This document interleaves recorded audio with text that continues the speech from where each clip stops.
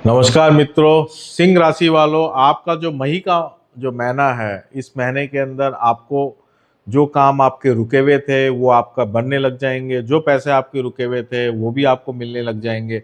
भाग्य का एक मजबूत साथ आपको मिलने वाला है, जिससे आपको रिलीफ मिलेगा, आपको शांति मिलेगी, आपको लगेगा कि मुश्किल के दिन खत्म हो गए।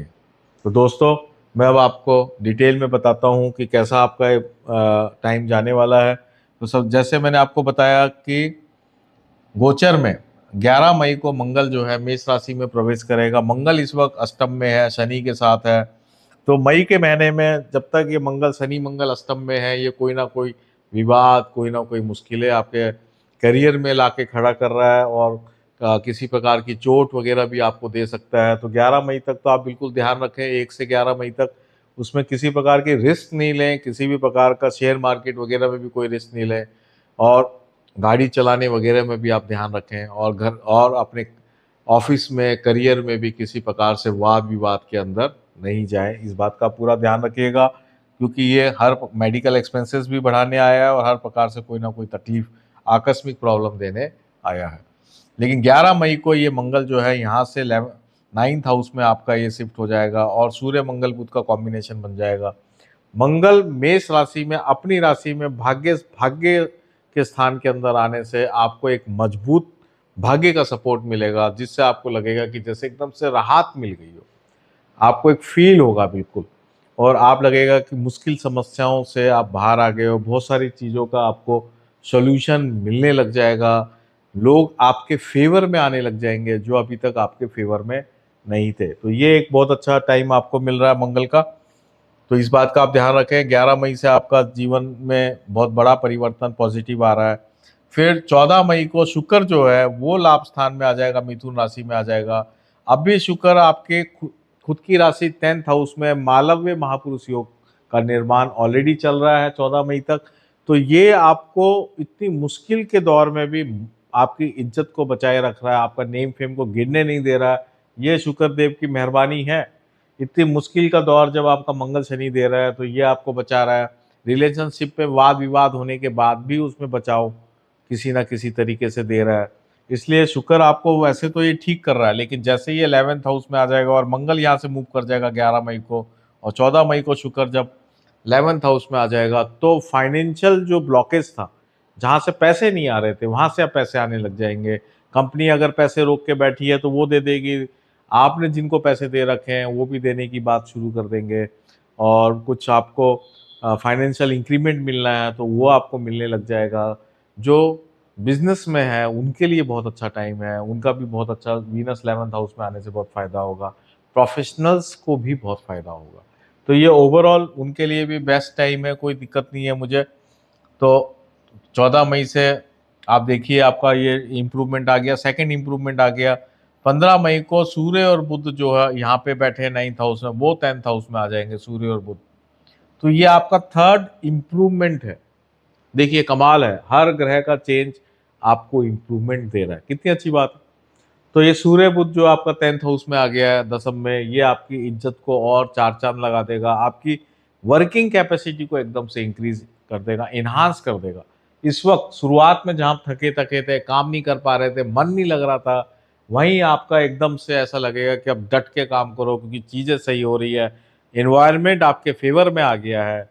इसलिए आप डट के काम करना शुरू कर देंगे। 15 मई से आप में अपने आप अंदर एक बड़ा परिवर्तन आएगा। और 29 मई को अगर हम बात करें, 29 मई को, तो बुध जो है मिथुन राशि में मूव कर जाएगा। तो यहाँ पे बृहस्पति, शुक्र और बुध आपका 11th हाउस में आ जाएगा। तो ये आपको मल्टी सोर्स ऑफ इनकम देगा। आप जो भी काम आप कर रहे हैं हर जगह से आपको फायदा होने लग जाएगा। अगर आप इन्वेस्टमेंट्स कर रहे हैं, खासकर म्यूचुअल फंड वगैरह के अंदर, उससे भी आपको मुझे लगता फायदा होगा। या आप किसी भी प्रकार के इन्वेस्टमेंट्स कर रहे हैं, वो सब चीज़ों का फायदा आपको 29 मई के बाद से होगा। तो मैं ये भी बात कहना चाहता हूँ कि अगर आप किसी प्रकार से शेयर मार्केट या म्यूचुअल फंड्स वगैरह में आप ऑलरेडी लॉसेस में हैं, तो 29 मई से पहले उस पर कोई मेजर डिसीजन नहीं लें, तब तक चीज़ों को रोकें। 29 मई के बाद से उसका जो बेनिफिट है आपको मिल जाएगा, लॉस आपका कम हो जाएगा अगर पहले से बहुत ज़्यादा है, या आप एकदम से प्रॉफिट में आ जाएंगे। तो दोस्तों ये था पूरा गोचर का एनालिसिस, आपके पूरे महीने कैसे आपका जाने वाला है। अगर हम टॉपिक वाइज बात करें तो हेल्थ मैंने आपको बता ही दिया है, करियर मैंने आपको बता दिया है, वेल्थ आपको बता दिया है। रिलेशनशिप के लिए थोड़ा सा ये है कि ये जो मंथ है 14 मई के बाद रिलेशनशिप के लिए शानदार है। अगर आप शादी करना चाहते हैं तो उसका डिसीजन ज़रूर ले लें मई के महीने में। इससे बढ़िया अब आपको और महीना मिलने वाला नहीं है, क्योंकि आने वाले कई महीने आपको शादी के पॉइंट ऑफ व्यू से कमज़ोर होंगे, रिलेटिवली कमज़ोर होंगे इस महीने के मुकाबले। इसलिए आपको जो डिसीजन लेना है वो अभी ले लें। 15 मई के बाद बहुत अच्छा समय आ रहा है, प्रेम संबंधों के लिए बहुत अच्छा है, हर प्रकार से रिलेशनशिप के लिए बहुत ही शानदार समय है। अगर हम स्टूडेंट्स की बात करें तो स्टूडेंट्स के लिए भी ये पूरा का पूरा महीना अच्छा है, क्योंकि आपका जो फिफ्थ लॉर्ड है बृहस्पति, वो फिफ्थ हाउस को ही देख रहा है, और बुध का जो है गोचर शुरू से ही 1 मई से ही अच्छा चल रहा है। बुध पहले 9th हाउस में होगा, फिर बुध जो है 10th हाउस में आ जाएगा। तो बुध यहाँ से यहाँ मूव कर रहा है, पहले 9th हाउस में फिर 10th हाउस में आ गया, तो ये बुध का गोचर फिर 11th हाउस में आ गया। तो स्टूडेंट्स के लिए पूरा का पूरा महीना शानदार है। आप जो करना चाहते हैं वो आप कर पाएंगे।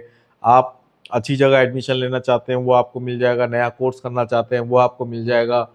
आप जो है कोई जॉब करना चाहते हैं, अच्छी ट्रेनिंग लेना चाहते हैं, सारी चीज़ें सब संभावनाएं आपकी बनी हुई हैं।